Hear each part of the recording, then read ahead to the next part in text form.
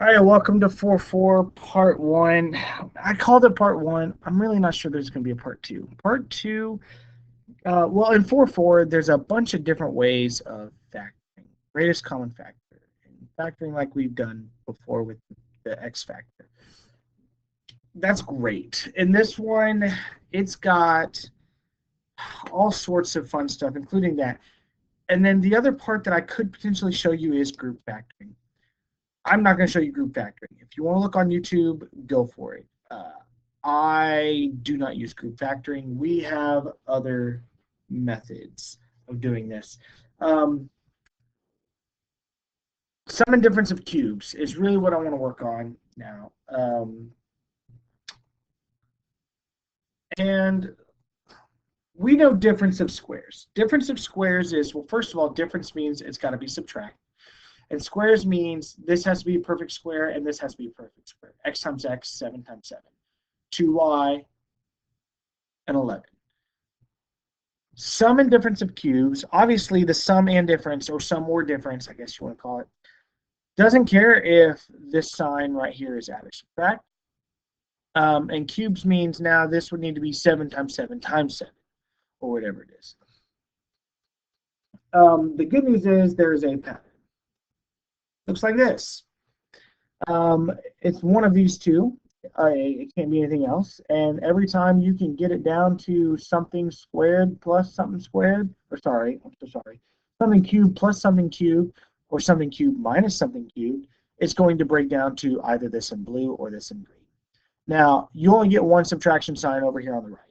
On the top one, because this first set of parentheses matches basically what's happening here sign-wise, on this top one, your subtraction sign goes there. On the bottom one, subtraction sign goes there. You get one subtraction sign. The more you kind of look at it, the easier it gets. Now, how do I figure out like what's happening? Well, really, if you look, as soon as I can figure out what A and B are, I just plug it into this formula. So if A to the third then said X to the third, well, everywhere I see an A, I'm going to put an X instead, or whatever it is. Now, what happens if it's a number? Well, that's where this comes in. They will give you one of these numbers here on the right. And I told my students to go ahead and write this down. Your little cheat sheet. You know you are looking for these numbers. Then you know this will be your A cubed or B cubed. So we don't need the cubed part, but we will need the number here. So A cubed is A times A. 64 is 4 times 4 times 4, 4 cubed. And in the calculator, you can see if you did something like that with the cube root, hit the math button underneath your alpha button. There should be an option for a cube root. So if you don't actually have this list with you, you can always just cube root in your calculator and see if it breaks down nice and even. So it looks like this.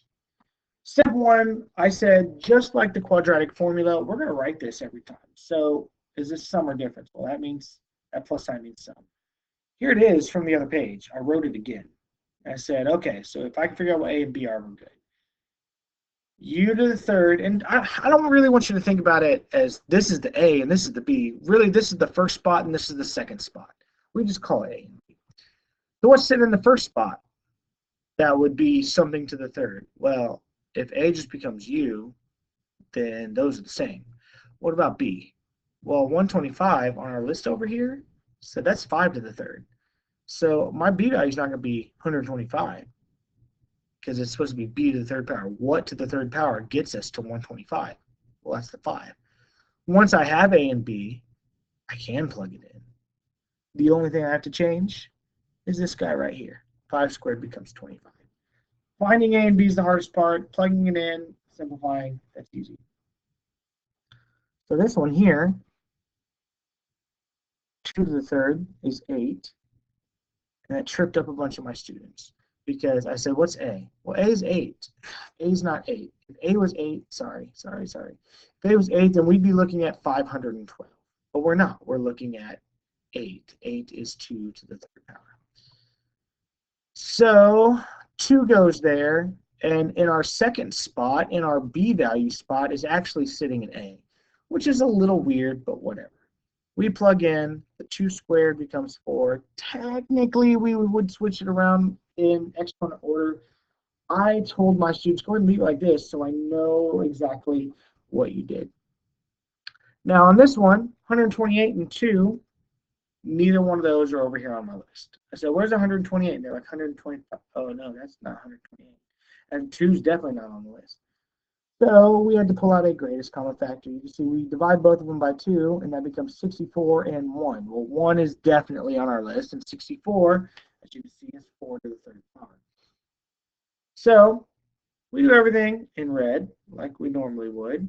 But that 2 that we pulled out, he just goes back in the very front. Now, a to the third is sitting in a to the third spot, so a is just going to be a. But in the b to the third spot, we got this.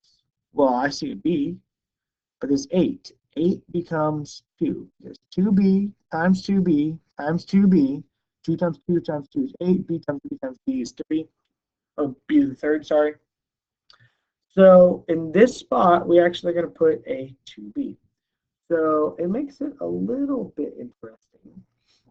A plus 2b, that's easy. A squared minus 2ab. Technically, it's a times 2b, but when you put these two together there in the middle, generally your variables are not plus 2b all squared. If you do this, you're wrong because the 2 needs to also be squared, so that becomes 4b squared. Just be really, really careful of those. Here's our example where we pull out a 2. X to the cube, or x cubed becomes x. 64y cubed becomes 4y. Boom, plug it in. On this one, sneak peek that we didn't do, we would be pulling out a 3. We are looking for my 2 numbers to be 2 of my numbers on my list. So again, just be careful that 4y gets all squared and becomes 16y squared. Here's another one. 27m to the third. 27 is 3 times 3 times 3. And m to the third is obviously m. 125 was 5. This was subtract. We plug in. 3m squared becomes 9m squared. 3m times 5, 15m, and the 5 squared becomes 25. We didn't do that one, but we did do these. On this one, 16s to the 5th and 54s squared. Whoa, whoa, whoa. What happens to something cubed and something cubed? Well, as you can see, we have a greatest common factor we need to be pulling out. Now, this can technically be done with anything that is a multiple of 3. 0 will work, obviously, if it's just a number.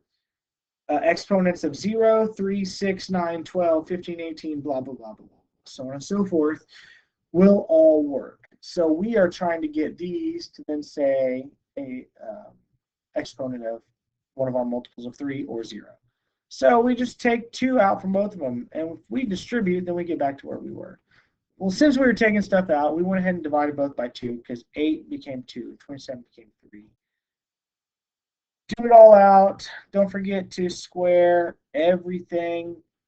And that 2s squared we took out at the very beginning to make our numbers and our variables match. We just throw that back in front. Not a big deal.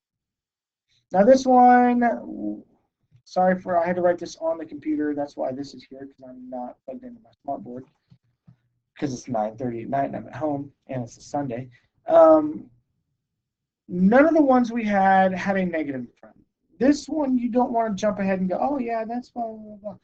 It can be done with a negative. It is so much harder to do so. Just pull the negative out, and then we have this, which would be 2 times 2 times 2, and x times x times x, and there's 5. And so we just plug in and we put the negative 2x squared in front. I also want to say that, again, anything with a 6 power can be broken up. A squared and a squared. Man, this is really hard to read. Let me see if I can't make that a little bit bigger. I had to write it with my computer, so it's already terrible. Yeah,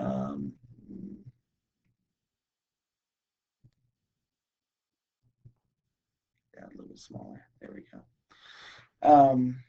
Yeah, that works perfectly. My a value is a squared because 2, 2, and 2 make 6. 2, 2, and 2 make 6. And I would write it out like this. Just be careful. A squared squared is a to the 4th. B squared squared is b to the 4th. And this right here, a squared minus b squared, is actually a difference of squares because that's a times a, that's b times b, and 1's plus 1's minus. Now over here, that's not going to be the case. because this would be a plus and we wouldn't have to worry about our minus sign would be here. But just be careful. As long as it's a multiple of 3, we can do it. This one had this homework, and I think that's about it.